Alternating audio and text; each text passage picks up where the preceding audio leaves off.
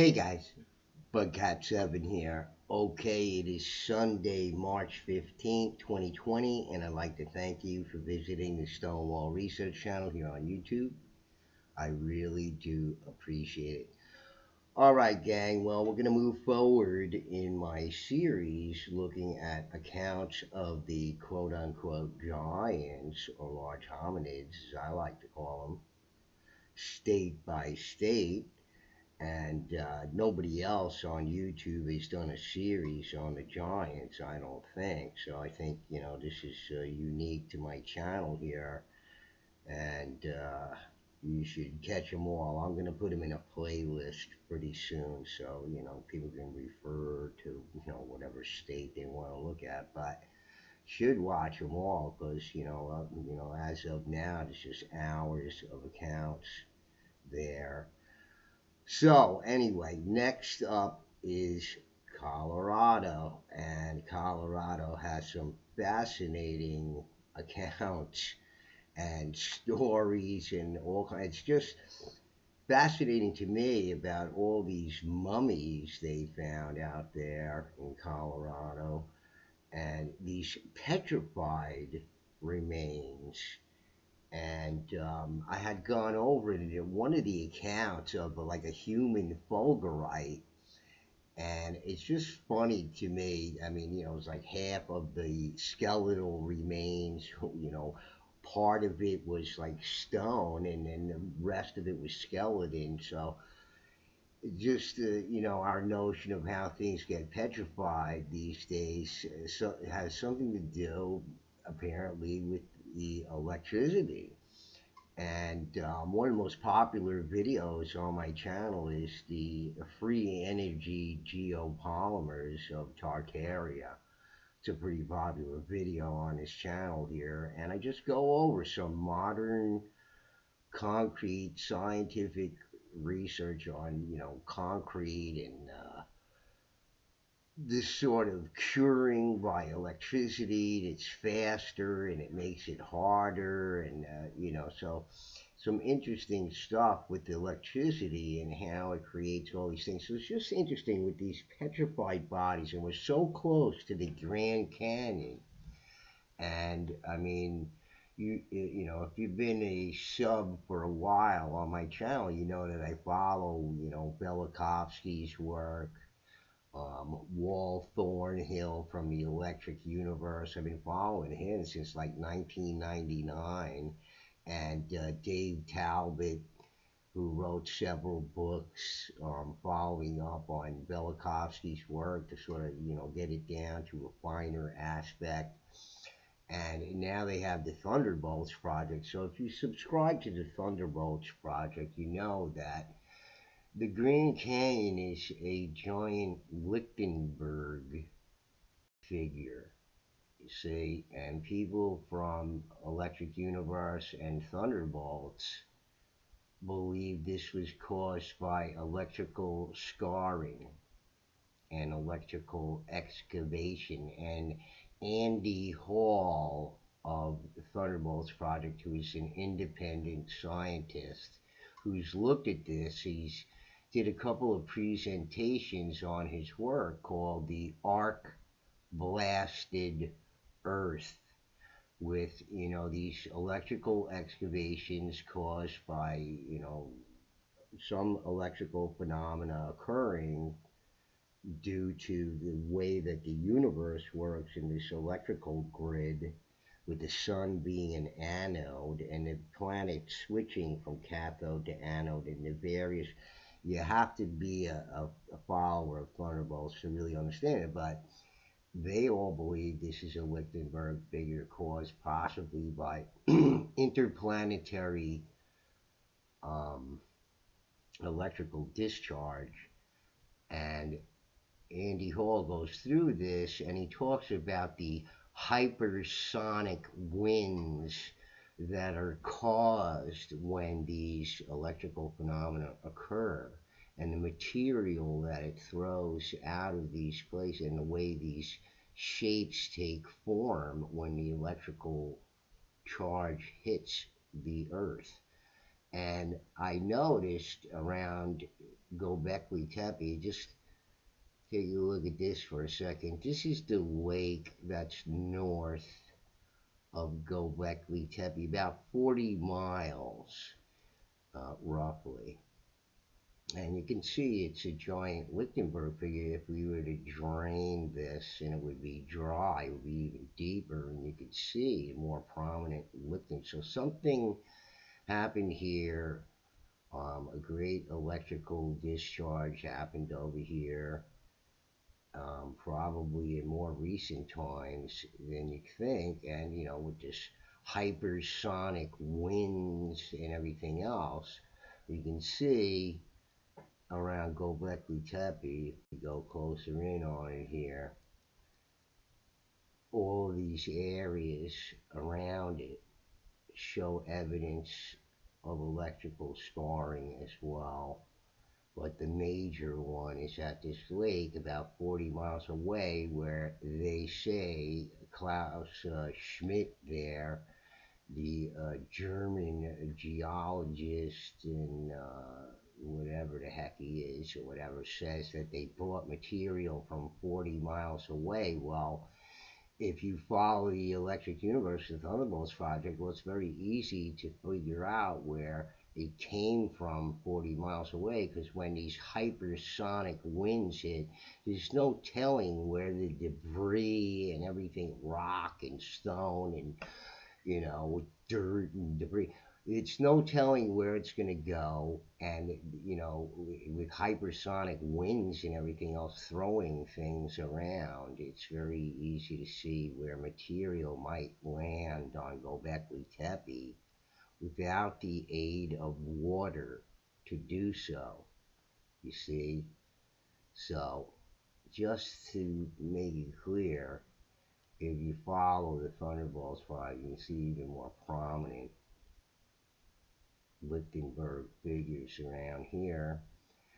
So, I mean, if you follow the electric universe, and you would understand immediately where these debris would come from to fall on Gobekli Tepe. And I want to say, well, why just over there? Well, there's no telling where all this stuff is going to land, and in what quantity and how much. It just, well, that's completely random. Once it gets blasted out of there, what do you expect?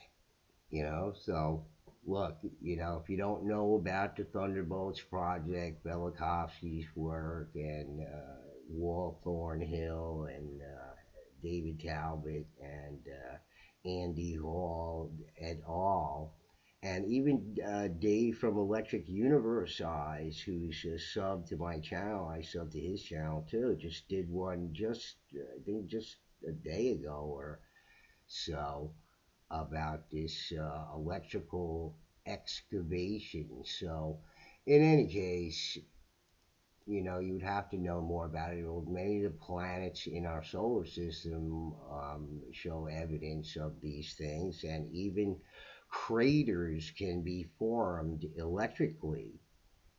So, not all craters to be found on all the planets everywhere, including our own right here, were caused by impacts. They were caused by electrical discharges, see, and electrical activity and phenomena occurring when the solar system went bonkers and the planets went all around like billiard balls and ended up where they are now. If you understand the principles and dynamics, I mean, these guys have hard science. The scientists in universities have pure theory about how the universe works, whereas the Thunderbolts project has actual science to prove what their contentions and theories and hypotheses are. So, any case, I just thought I'd say that because, people want to say Gobekli Tepe was purposely buried or whatever it is. Well, I'm sorry, I don't buy that at all. That somebody's going to do something 1,000 times more labor intensive than to build the things, It doesn't make any sense. And according to Velikovsky and the Thunderbolts Project, some of these events occurred in more recent history than we think.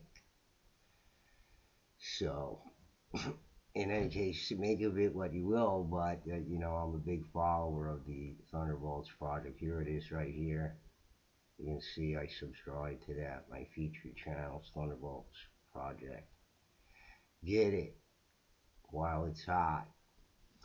Okay, so let's look at these accounts from Colorado, and you're going to be fascinated. There's just some great stories here. So let's read it a bit. Colorado River Giants. Uh-oh.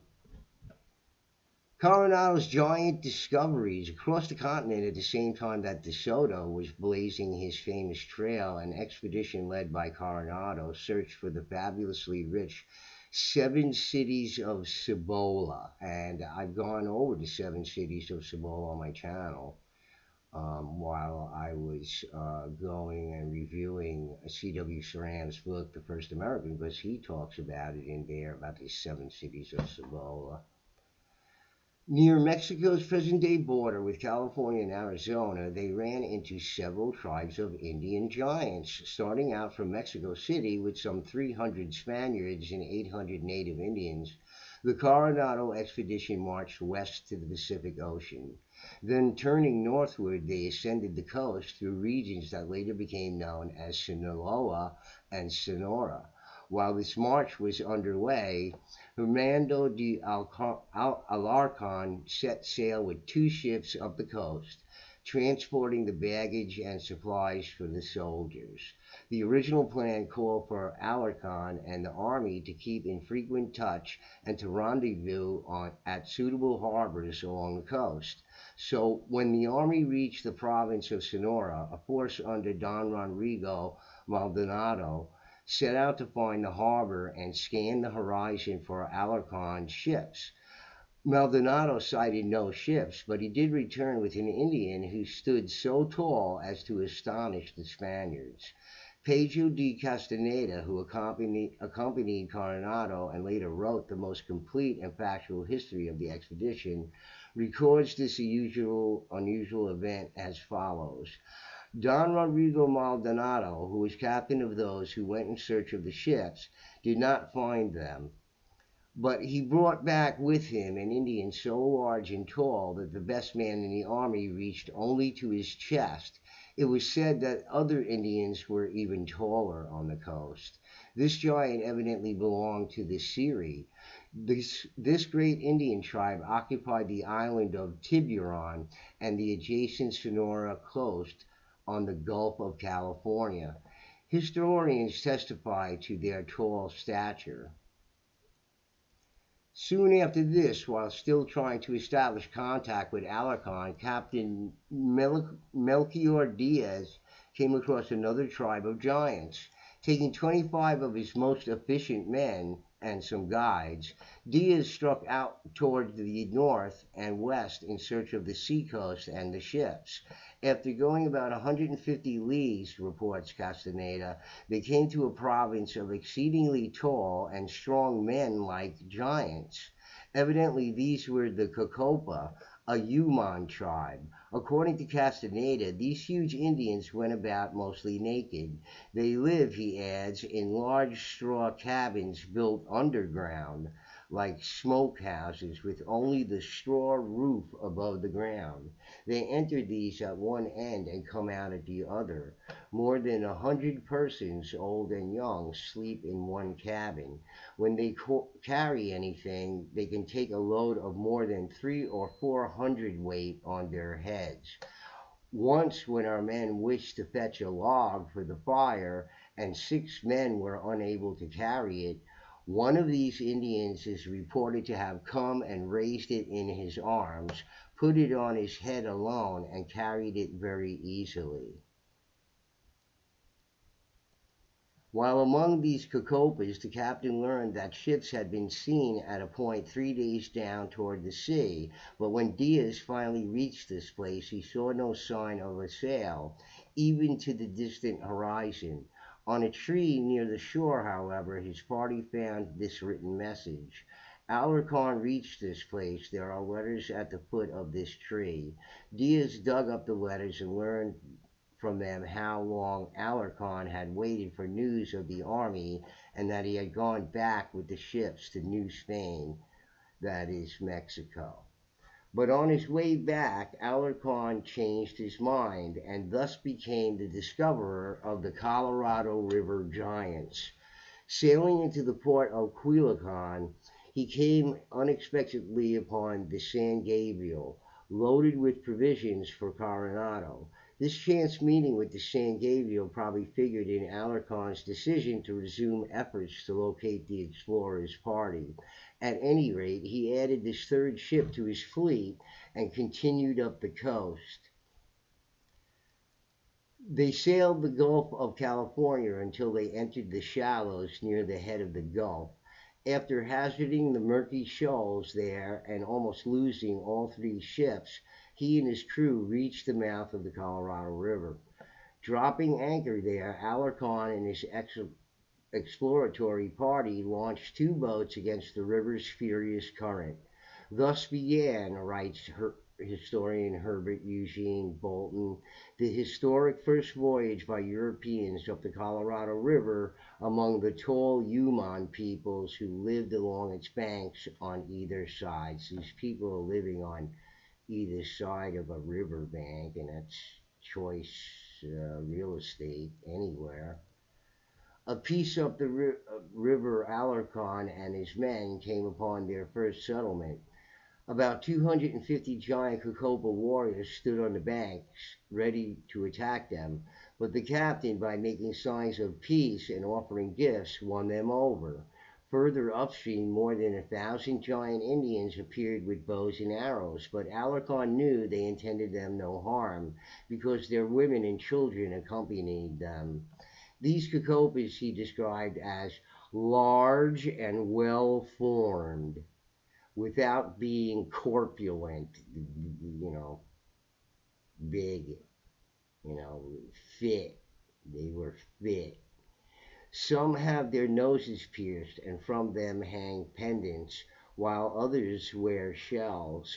All of them, big and little, wear a multicolored sash about the waist, and tied in the middle, a round bundle of feathers hanging down like a tail.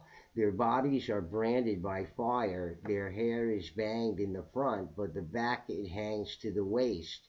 The women, meanwhile, go about naked except that tied in the front and behind. They wear large bunches of feathers.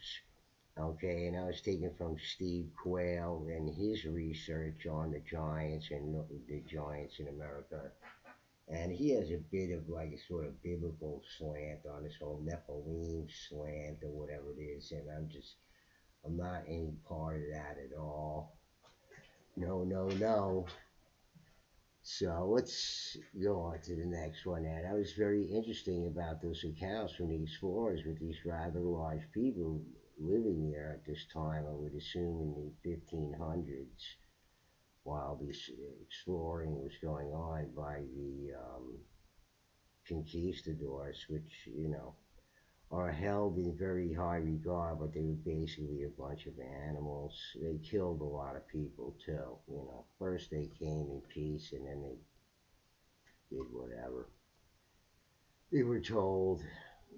Puebloans confounded by giant ancient man, and here's whatever it is. It seems like somebody going to say alien right away, but this was the shape of the skulls that they found at many of these burials. Now, could this be a statue and not a petrified man? I don't know, but could the civilizations back in the past, even those of the Adena and the Hopewell, or even before them, or whatever happened to this continent in the past that seemed to get hammered by something, right?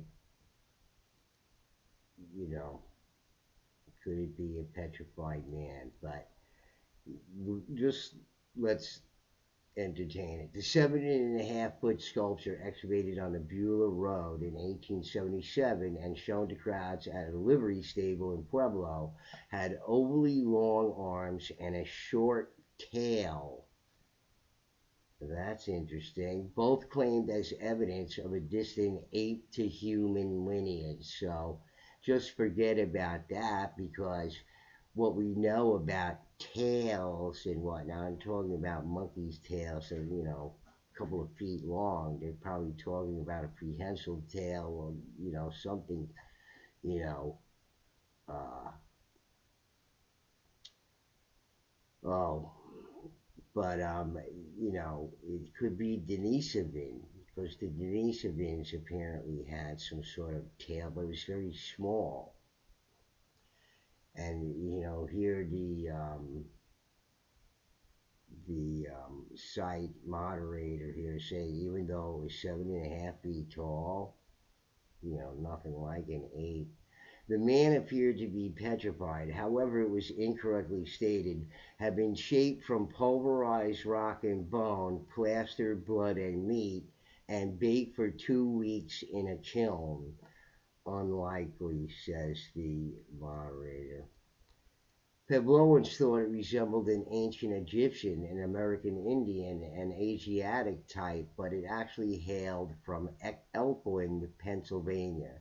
However, it was incorrectly stated. It actually hailed from Elkland, Pennsylvania, was shipped here by train, and then buried in an area that had yielded fossils.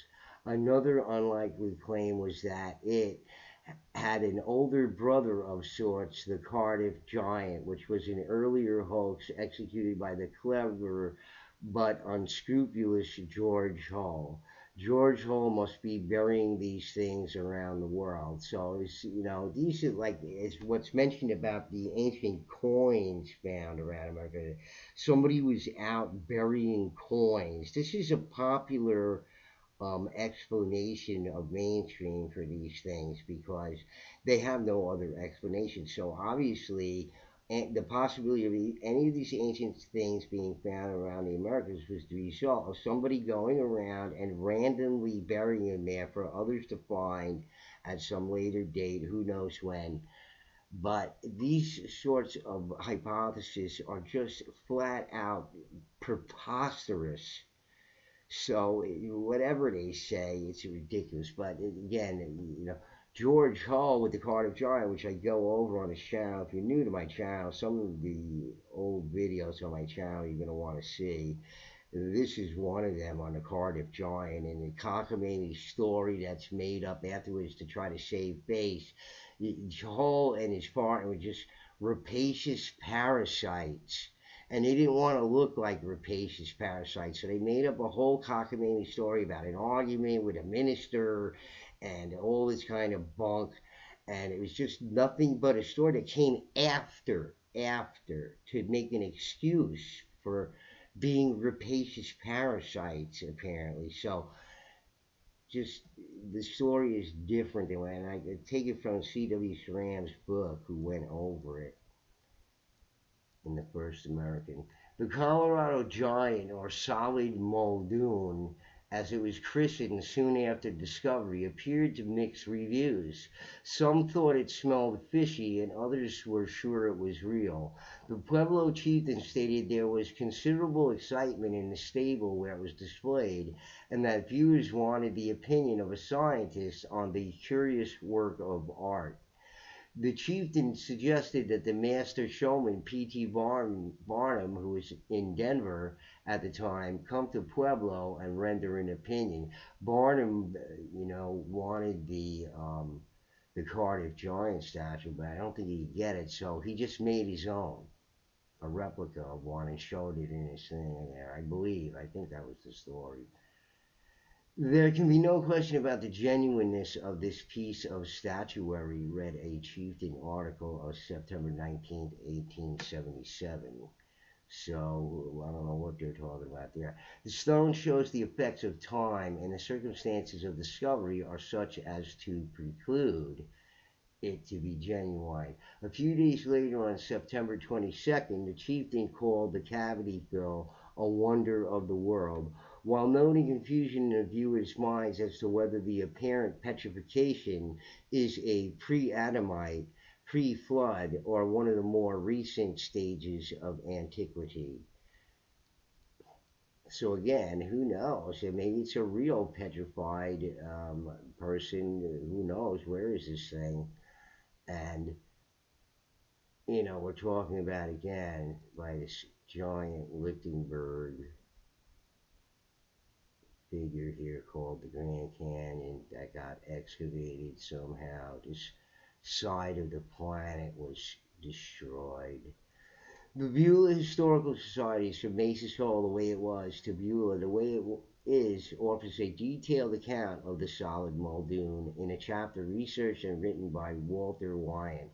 He decided to create another hoax without review, this one based on his interpretation of the evolutionary missing link. Wow, I am having a hard time seeing 7'5" missing links to man, says the moderator. W.A. Conant of Colorado Springs founded on September 16, 1877, about 25 miles west of Pueblo on the road to Beulah, and with help transported it to Pueblo. Word of the amazing discovery spread far and wide by Conant's son, part owner of a Colorado Springs newspaper.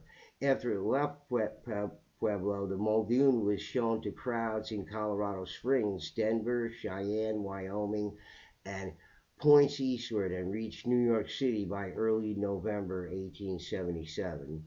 Proof that the Muldoon was a fake came when one of Hull's early partners realized he'd probably never see any of the money he'd been promised for the scheme, or even have his debts paid, and spilled the story to a New York newspaper reporter.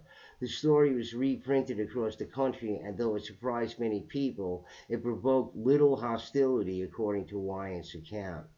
It was as if the circus had come to town and passed on.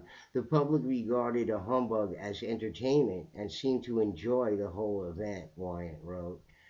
Madhu Labode, in the September 2000 edition of Colorado History Now, wrote about the solid Muldoon. Viewing the unusual and bizarre was a common pastime for 19th century Americans, and the veracity and object was almost beside the point. Pueblo bars served Muldoon punch, and would-be poets wrote doggerel imploring the giant to reveal its secrets. The spectacle was a diversion from the weightier events. So, that's her take on it. The Sal Muldoon, according to Wyant, disappeared without a trace. However, a century later, the Colorado State Fair commissioned Pueblo artist Joel Carpenter to recreate the Muldoon. His replica was made from iron beams, molded stucco wire, and plaster, and he worked from photos of the original. Carpenter's model wasn't shown at the fair, but was displayed at El Pueblo Museum before being given a proper burial in the late 1980s by the Beulah Historical Society. The Muldoon was waked with Irish music and laid to rest near the site of the original discovery. At least that's how the story goes. Okay, so what a kooky story there. So the moderator says here, so there's been at least four of these giants from cavity fills: the train car giant, the Cardiff giant, the Pueblo giant, and the Joel Carpenter recreation that got reburied just then. He's just saying. So you can hear about the Cardiff giant on my channel, and you'll be interested in looking at that video. But he's right about that pastime of people looking at mummies or whatever it is. I mean, they want to see that kind of stuff.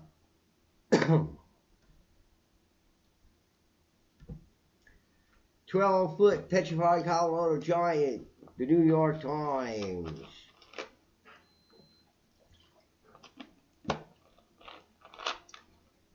Excuse me, had to take a drink. A petrified Colorado giant from the Denver, Colorado Tribune. It may be of interest to the paleontologist to know that Jacob Daniels, living on Running Creek, 45 miles from the city, while digging down in the earth a few days ago, found a curiously shaped stone resembling in form the breast and abdomen of the human body.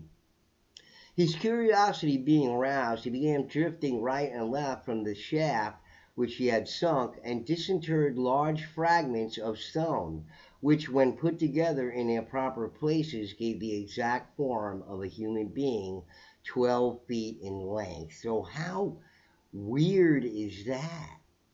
Okay?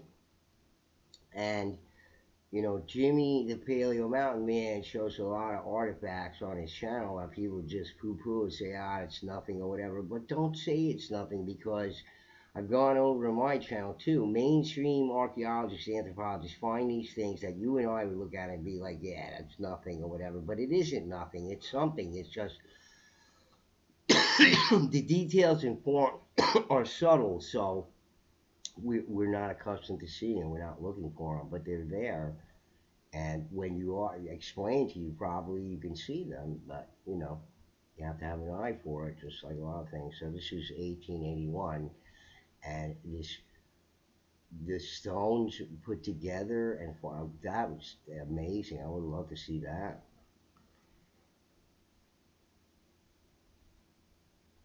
And he says it's a petrified giant, so okay, so again, this electrification and petrification going hand in hand, the possibility there. What took place here, guys? I don't know. Something. Another petrified giant. 12-foot petrified Colorado giant. Or is this the same one? Yeah, okay. No. Going on this one. But there's more to come. Don't worry. 30-inch human femur found on farm. Fine bones of giant on Greeley farm. While Greeley, Colorado, while leveling off a high knoll on his farm 5 miles east of the city a few days ago, John Smith unearthed part of a human skull. Further excavation disclosed parts of 4 different skeletons in a space not over 6 by 4 feet.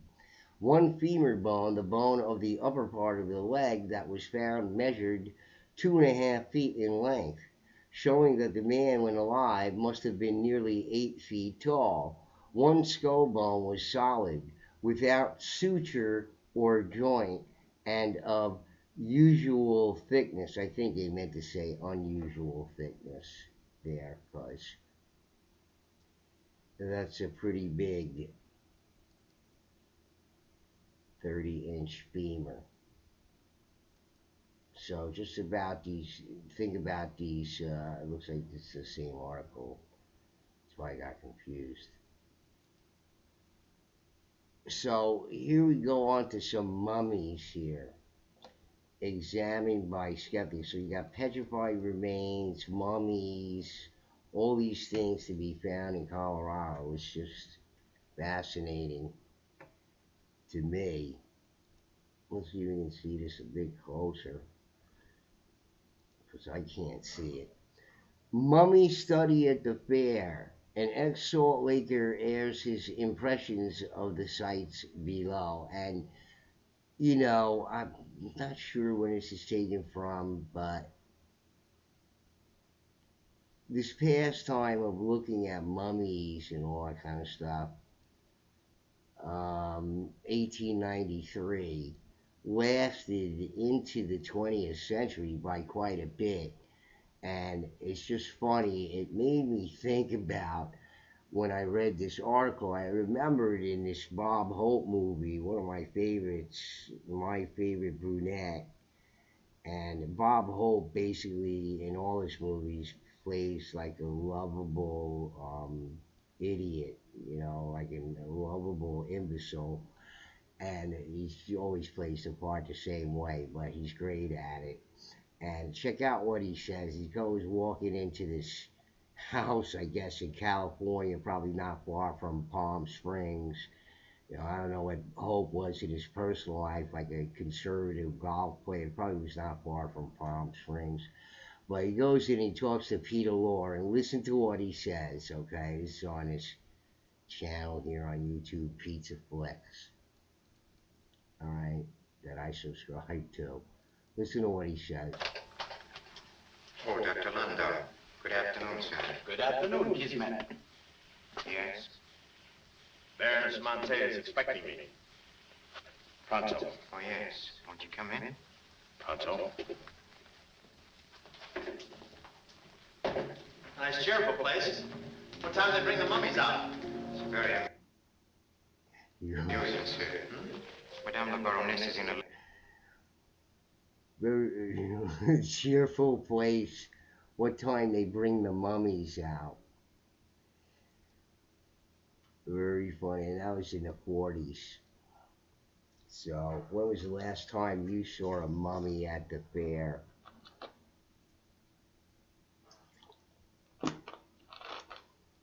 I don't know. I think that would be kind of interesting to see the mummy at the fair. You know, Chief so and so or whatever.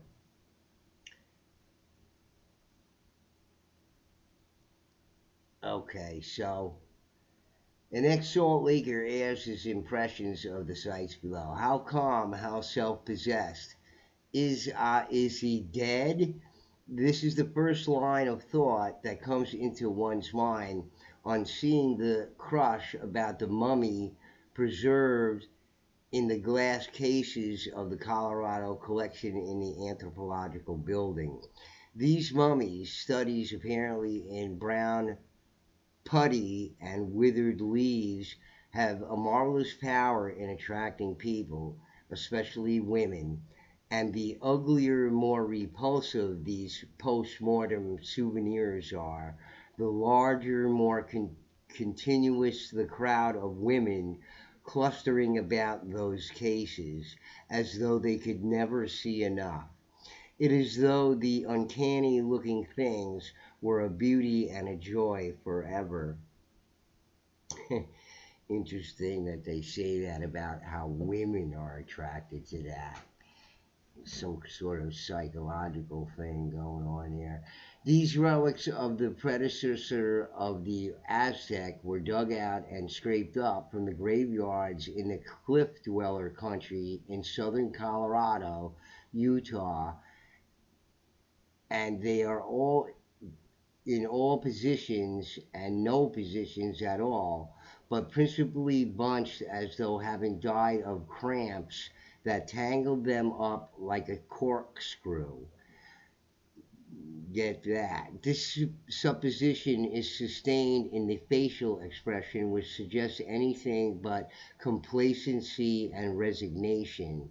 Our deceased friends long ago lost their shrouds, if ever they had such clothing, or any clothing at all, living or dead, and modesty continues as in life, at a large and healthy discount. Once in a while, a figure is seen partially concealed in a feather blanket, that is, a dress suit made of hawk and eagle feathers. But this desperate effort at concealment of natural beauty does not seem to have been catching, and perhaps it is just as well, as were more of these dear old things wrapped up there would have been a rebellion among the women visitors at the World's Fair Columbia Exposition.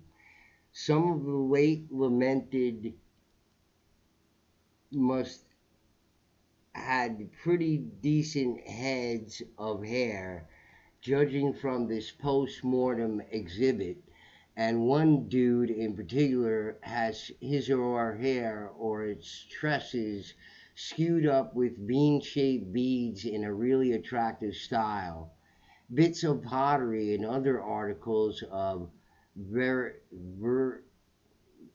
virtue,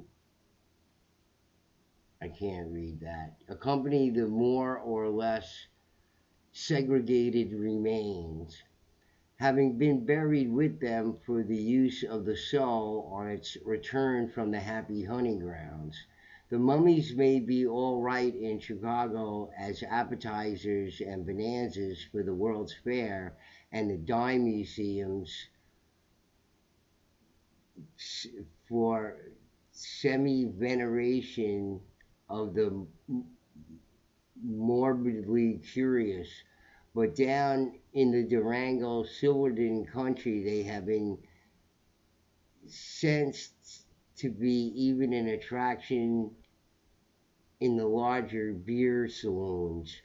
And what is more, the irreverent Colorado ranchman with no respect for hoary white whiskered antiquity utilizes mummy finds for fuel, and this kind of fuel burns like tinder, if not like thunder. But there is another bone orchard of later date in this Peruvian section. It's just so interesting how they categorize these things. This is even more horrible than the pre-Aztec, prehistoric, pre-Raphaelitic outfit in a Colorado exhibit. A company of irresponsible ethnologists and overenthusiastic savants have been down on the west coast of Peru, resurrecting not merely individual bodies but whole graveyards, and they have made as much fuss over the performance as a boy over his virgin pair of pants. In fact, these enthusiasts in cadaver study have transplanted bodily two ancient Peruvian cemeteries to this country and planted the whole carrion crow smelling business in the World's Fair. The corpses were found done up in sacks of jade or jute or some apparently imperishable material, as neatly as packages of prize candy. But these learned body snatchers, in the interest of science, have denuded part of the outfit to show visitors how the gate was worked. Excuse me. And these horrid remains are stuck up there in the reproduced graveyards, all positions of distress, parodies of the human form divine in their chocolate colored ghastliness. Some of the bodies are quite well preserved, others are fragmentary, like the fag end of many good resolutions, but all have that well done on both sides appearance, with distinguishes the genus man species mummy. Like their Colorado Utah brethren, the Peruvian Indians left a wide and varied assortment of crockery for the soul to take post mortem life easy on, and the same has been scattered around the anthropological building cemetery with the same commendable object in view. Of course, a multitude of people are hovering continually about the Peruvian antiques and horribles, never tired of trying to stare them out of countenance. But men often hang back. They prefer to study nature or native beauty on a much later date. Native natives native beauty unadorned, very much so in large photographs from Ocean Lot,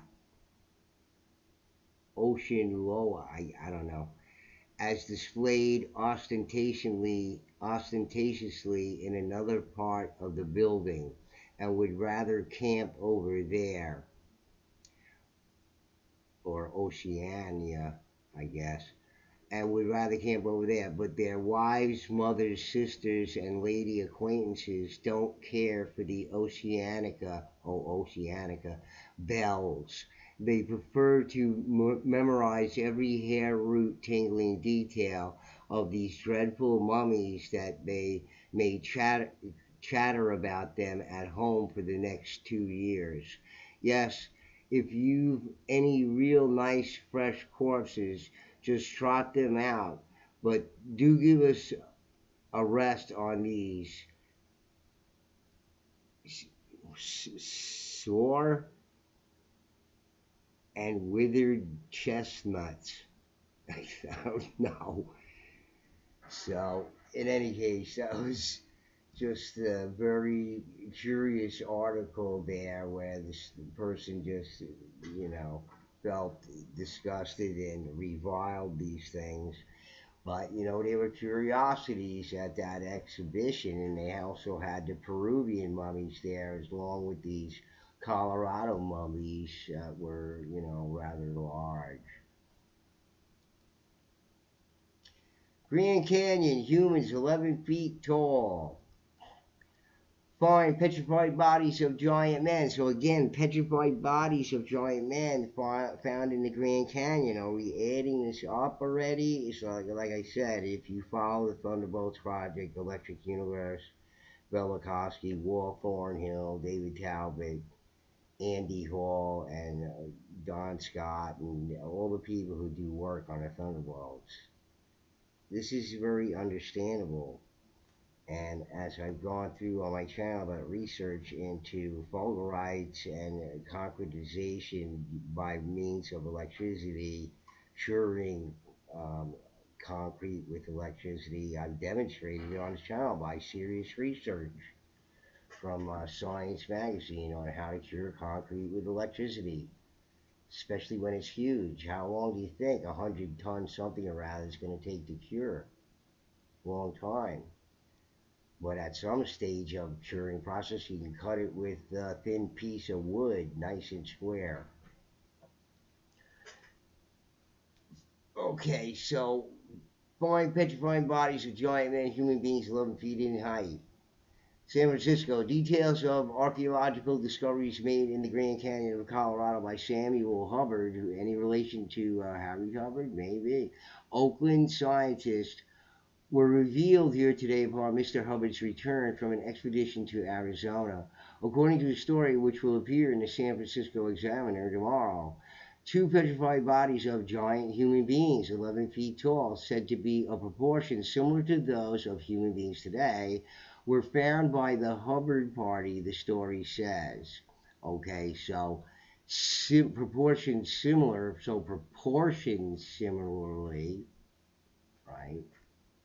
So here you find giants of a type that are closer to what Homo sapiens look like, because there was those giants too. They weren't all ugly and big and weird shaped heads. Some of them actually had just regular heads. And this could have been, you know, a hybrid for sure. The fossils were found in an isolated section of the canyon far from the traveled area, Mr. Hubbard said. The petrified specimens resembled mighty statues, Mr. Hubbard continued, but tests proved they were human flesh petrified as wood becomes petrified through the action of water filled with lime and the actions of electricity. I think they go into more detail. This one, maybe. Okay.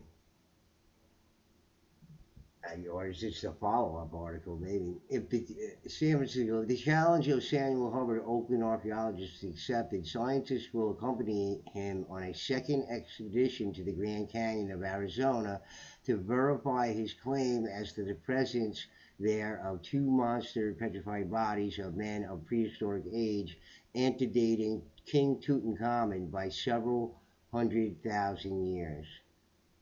That's Tut Ankh Amen. When Hubbard returned from a personally conducted exposition on which he discovered the petrified bodies and announced with his scientific find, was greeted with scorings by archaeologists who were inclined to doubt either the existence of the petrified bodies or to regard them as statues, probably carved by some highly civilized tribe of Indians. So, do you find that interesting? In this one, they're saying a highly civilized tribe of Indians carved them. So, could that be what the Cardiff giant really was? And this other one that was found there in Pueblo or whatever. So, maybe that's what we're talking about. And, these hoaxes were done by people who dug up these things, but they realized they weren't, human remains or anything, just giant statues that they dug up. Was why not make money off them and make all kinds of claims? Because you're unscrupulous businessmen. That's why you would do such a thing. When Hubbard returned from a personally conducted exposition on which he discovered the petrified bodies and announced his scientific find, was greeted with scorings by archaeologists who were inclined to doubt either the existence of the petrified bodies and regard them as statues probably carved by some highly civilized tribe of Indians. Hubbard sticks to his guns, however, and announced that probably wall carvings on the, I guess the article's cut off. In addition, the party found elephant tracks 2.5 feet in diameter and moccasin prints measuring 19 inches from toe to heel. These have been preserved in the sandstone of the canyon riverbed. In announcing his challenge to the scientific scoffers to join him in an extensive investigation, Hubbard said, I began the search after I had learned that similar gigantic footprints had been found in the rock quarry of the Nevada State Prison at Carson City and at La Brea, Los Angeles. Also, I gathered traditions from all parts of the Pacific coast and found all tallied in that at one time a race of giants had lived there. And the article's cut off, unfortunately, but this is 1923.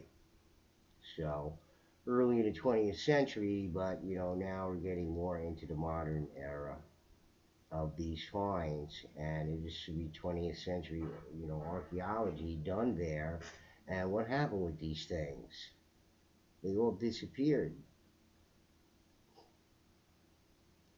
Several 8 or 9 foot mummies taken from cave. Doctor finds ancient tribe in Colorado, and this is 1947. Doctor finds ancient tribe in Colorado. Several mummies of 8 footers taken from caves.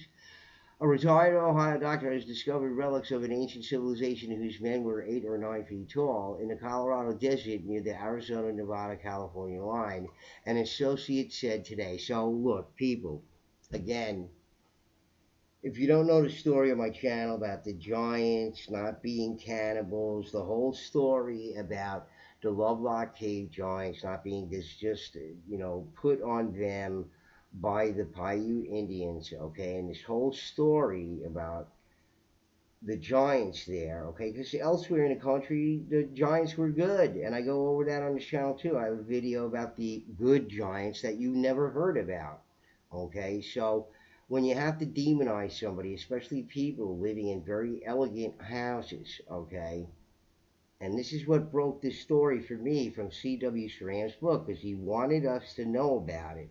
It was suppressed archaeology for a reason, okay?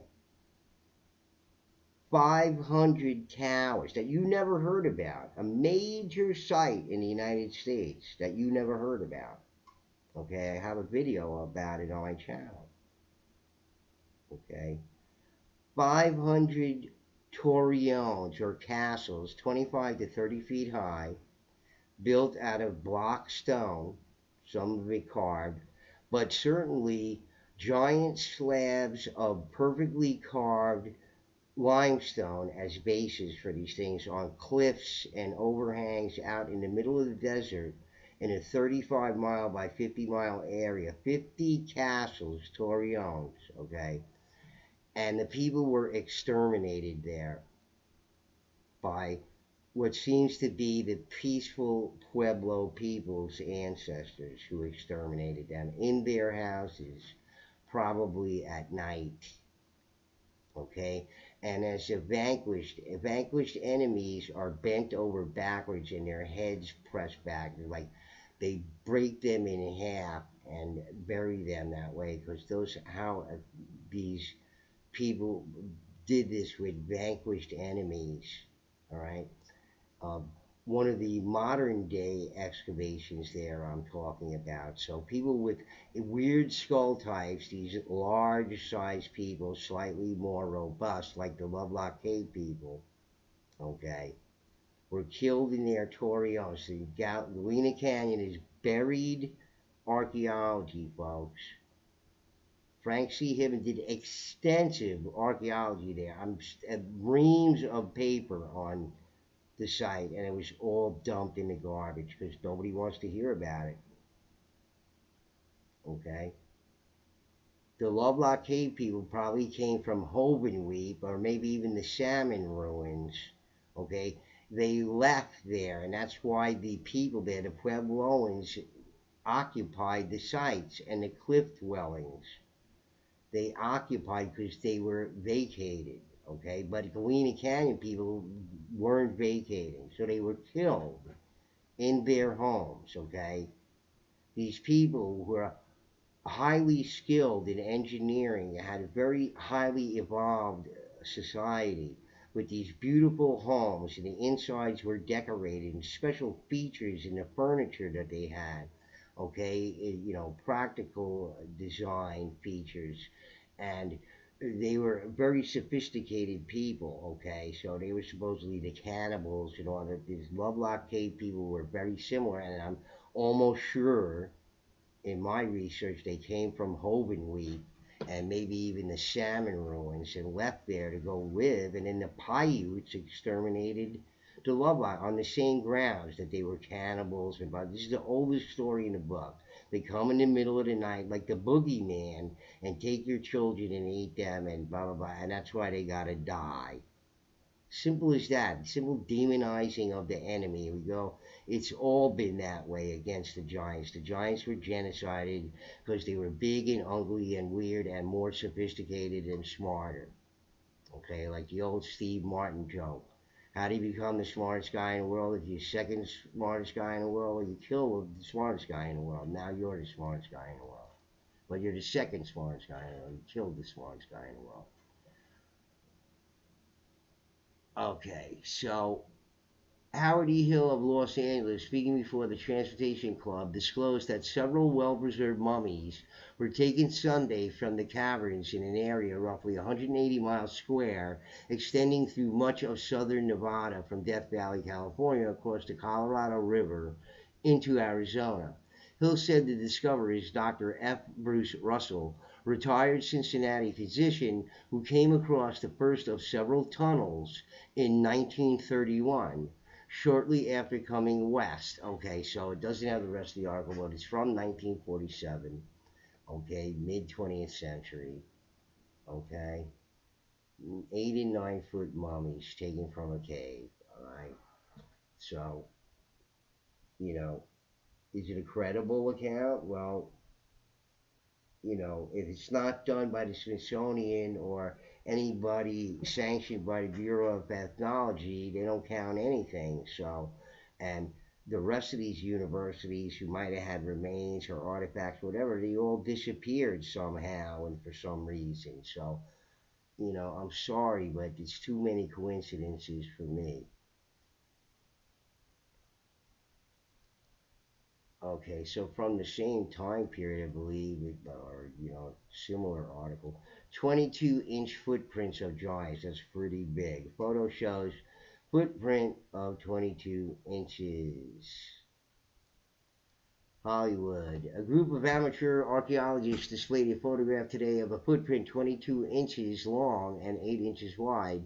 They said the photograph was taken near caves containing the mummies of men who are 9 feet tall. The group members of Amazing Discoveries Incorporated claimed the picture was the first publicly shown proof of the 1930 discovery of the caverns by their leader, Dr. F. Bertrand Russell. I wonder if he's named after Bertrand Russell, probably, because his name's Russell. So Bertrand Russell was a super smart guy, with the philosopher and mathematician. He rewrote the Principia Mathematica. I read some of his work. He wrote a book about Western civilization. I read that thing a long time ago. I read a lot of books, folks. Lots of books, including encyclopedia and dictionary.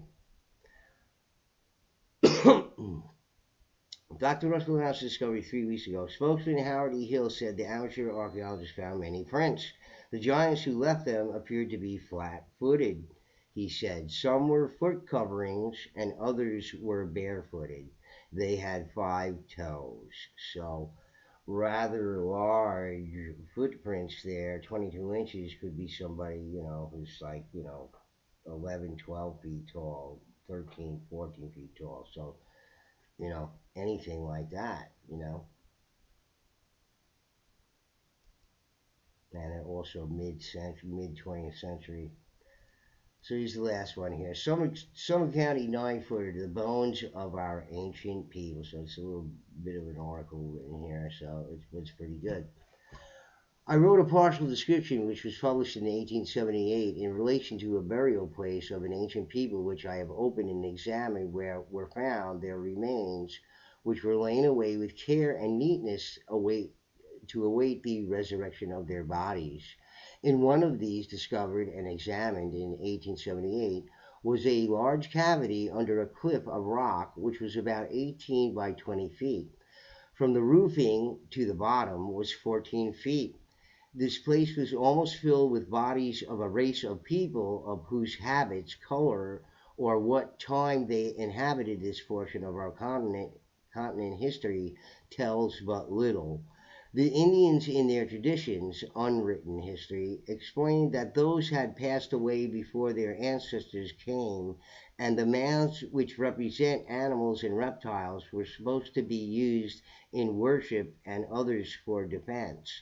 These curious specimens of ancient peoples seem to be the size of many large trees growing upon them, and other evidence to have been here many years before the discovery of America. These were undoubtedly the race of people which made tools out of flint, stone axes, and many other utensils which we find scattered over the country. In one cavern, Professor N. L. Shaler, state geologist at the time, and I found where they had manufactured arrowheads and flint daggers, their weapons of offense and defense, many perfect in construction, of which I have many yet in my possession, and the spalls of flint were scattered thickly about. In the room first mentioned, discovered in 1878, I found, after taking out several bodies, a stone about the size of a barrel. It was in the center of the cavern. I did not discover how deep in the ground it was placed. It was concave on top, about 3 inches deep, and would hold 1 gallon to the level surface. The stone was not a masterpiece of workmanship, but was worked on to some extent with harder stone. The bottom of this burial place had been prepared before it was used by scattering rocks about the size of small apples thickly over it. They looked as if lately broken. When a corpse was to be prepared for burial, a fire was lighted, and there was evidences of this on the upright stone in the center.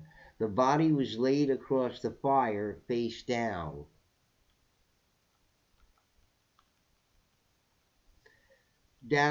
and burned until the bowels were burned out. As every one I took out was burned from the short ribs to the upper end of the thigh, and that portion of the spinal column opposite the bowels was almost a cinder. They were laid away, their feet toward the altar, as we will call the stone used to burn them on, and their faces turned upward with a thin stone under their head. And we've heard about this before in other accounts, with this stone or sometimes jars of supersized maize under their heads, too, for the bigger skeletons. These stones bore no marks of workmanship, so it's very interesting these stones bore no marks of workmanship. They were about 1.5 inches and of a different strata from any rock found in that locality.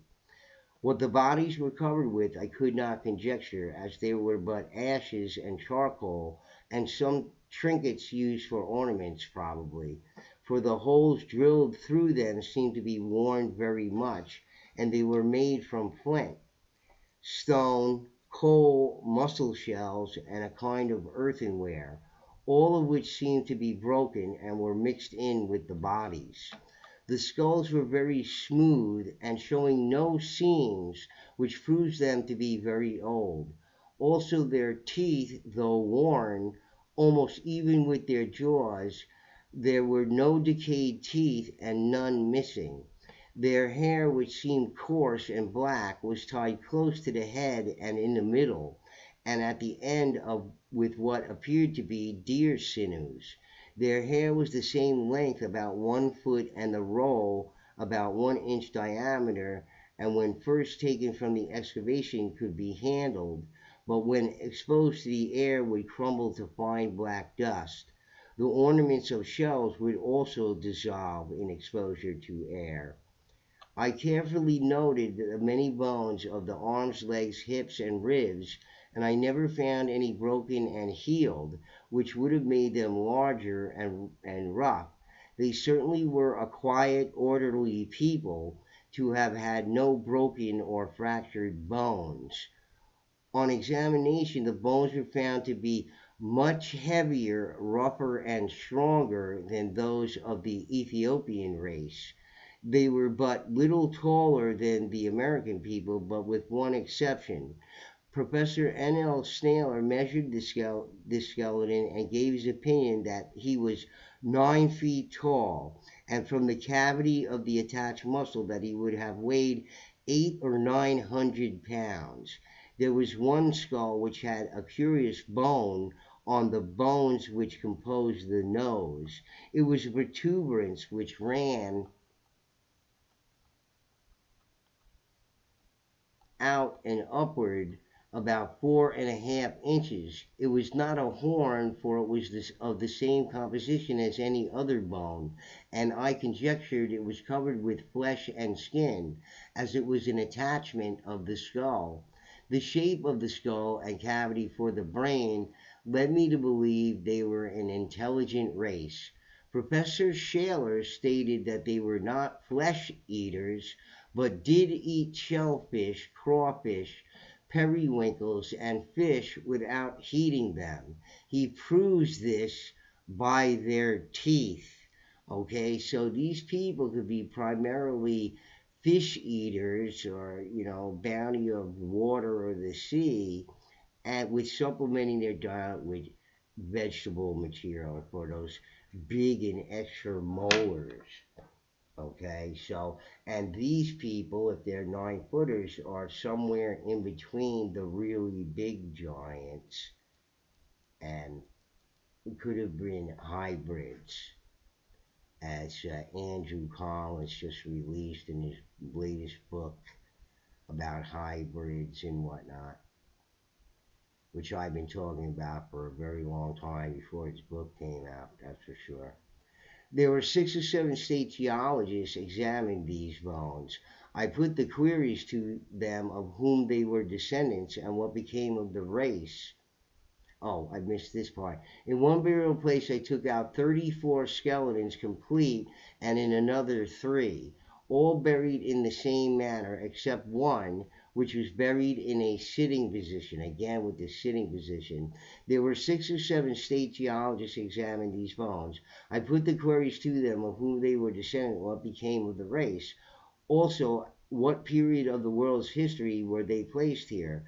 3 agreed they were a portion of the 10 lost tribes of Israel, naturally, because they were, you know, perhaps Mormon, maybe, and came to America by crossing Bering Strait on ice. Thence to the Great Lakes, and we traced them through New York, Pennsylvania, Ohio, Indiana, and part of Kentucky, Tennessee, Mississippi, and into Texas, and are living in Mexico and Central America, known as the Aztecs and Toltecs. How long they have been buried here cannot be satisfactorily answered. Several geologists placed it at 2,000 years ago.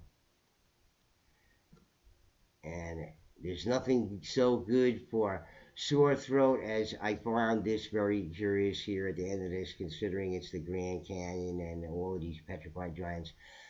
Nothing, snake oil at the end here.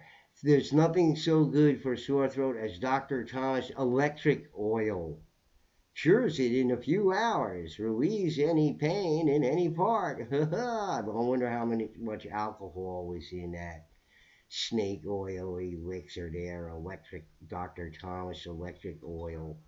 It's probably shoe polish with a lot of alcohol in it. So I was just recent telling the girl I work with, who's from Mexico originally, that in 100 years ago they sold stuff that, we were talking about coronavirus, and I say it's Bologna virus.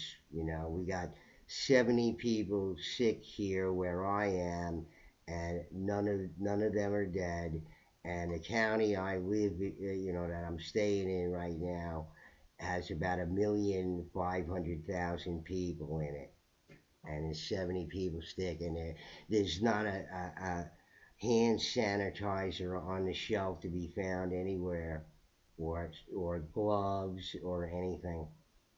All sold out to the crazy. So I don't call it coronavirus. I call it Bologna virus.